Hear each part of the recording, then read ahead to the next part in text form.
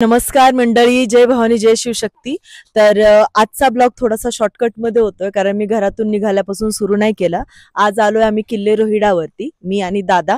दादा येस, जय शिवराय। जय शिवराय। नेहमी सारखंच आम्ही दोघे सोबत आहोत आणि रात्री आपण किती 1 वाजता निघालो होतो? 1 वाजता चालू केलं। हा, 1 वाजता आम्ही चालू केलो आणि अजिबातच वेळ नाही मिळाला कारण खूप शॉर्ट नोटीस वरती ठरलं, कारण आज मतदानाचा दिवस आहे आणि इकडचं करून आम्ही थेट घरी जाणार आहोत मतदान करायला, कारण की माझं मत माझा अधिकार। Very good. आणि ते कोणाला देणार हे आम्ही आता अजिबात नाही सांगणार आहे, तो एक सस्पेन्स आहे, राईट दादा?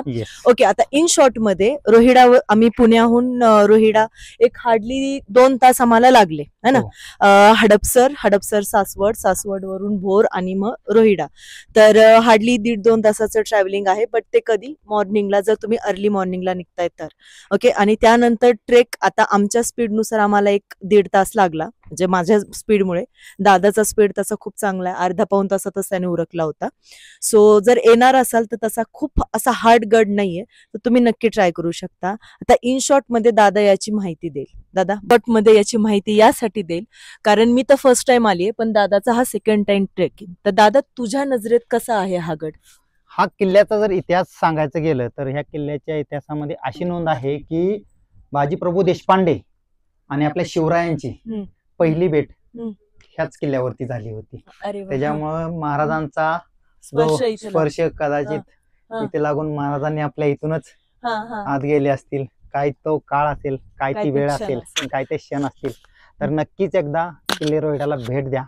गडावरती बघण्याजोग्या खूप साऱ्या काही गोष्टी आहेत, पाण्याचे टाके आहेत, तुम्हाला जुन्या काळातील अवशेष, भांड्यांचे अवशेष भेटतील, असा भरपूर बुरुज आहेत, भरपूर अशा गोष्टी बघण्याजोग्या आहेत। आय थिंक इथे 3 बुरुज आहेत, काहीतरी 3 दर, आणि हा एक दरवाजा आपण, आणि इथे याचे पण जर पाहू शकत असाल तुम्ही, याचे पण अवशेष अजून आहेत, म्हणजे पूर्णतः असा काही तो हे झालेला नाहीये। हस्तिमुख आहे, हे जे 2 दिसत आहेत का, हस्तिमुख आहे। आणि हे जे दिसतंय तुम्हाला, हा लेख आहे, तो जो आहे तो कदाचित पारसी भाषेत आहे। अच्छा, तो जो लेख आहे तो, आणि हा संस्कृत मध्ये आहे।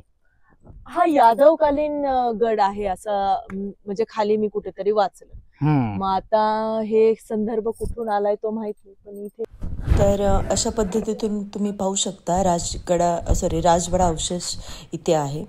शिवकार्य प्रतिष्ठानतर्फे इथे बऱ्याचशा साऱ्या ऍक्टिव्हिटीज करण्यात आलेल्या आहेत, म्हणजे जर बारकाईने, आता एवढं तुम्हाला किती क्लिअर दिसतं असं माहीत नाही, पण इथे तुम्ही पाहू शकता प्रॉपर त्यांनी जे, आत्ता मी असं ऐकलं तिथे गेल्यानंतर की इथे उत्खनन चालू आहे, त्यामुळे इथे बऱ्याचशा गोष्टी ज्या यांना सापडत आहेत त्या त्यांनी बाहेर एकदम व्यवस्थित पद्धतीने ठेवलेल्या आहेत। पाण्याचं टाकं बघू शकता, अवशेष पाहू शकता, आणि आता पुढे तुम्हाला मी भांडी पण दाखवणार आहे जे यांना इथे सापडलेलं आहे।